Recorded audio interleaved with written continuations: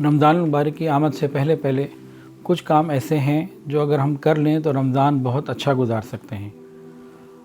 رمضان اچھا گزارنے کے لیے فضائل کا استحضار، فضائل کا علم ہونا یہ بہت ضروری ہے، لیکن اس کے بعد ایک پلاننگ کا بھی فیز آتا ہے، وہ بھی ہمیں کرنا چاہیے۔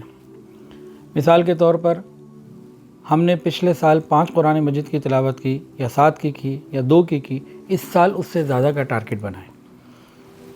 تو ہم سب سے پہلے رمضان اچھا گزارنے کا ارادہ کریں۔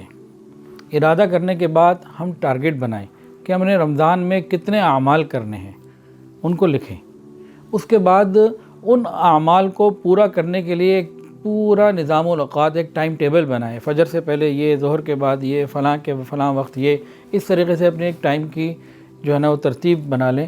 انشاءاللہ العزیز ان چیزوں کو کرنے سے ہمیں وہ ٹارگٹ پورے کرنے آسان ہو جائیں گے۔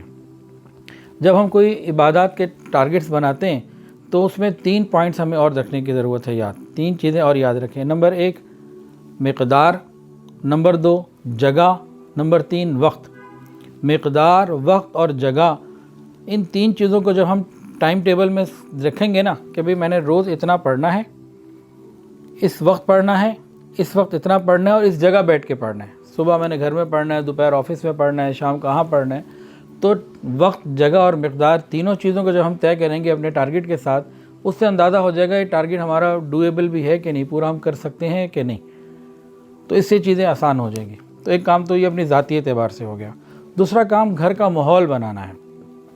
رمضان صرف ہمارے شہر میں نہ آئے، ہمارے گھر کے اندر بھی آئے۔ رمضان میں ہمارے تمام نظام الاوقات رمضان کی عبادات کے مطابق ہونے چاہیے۔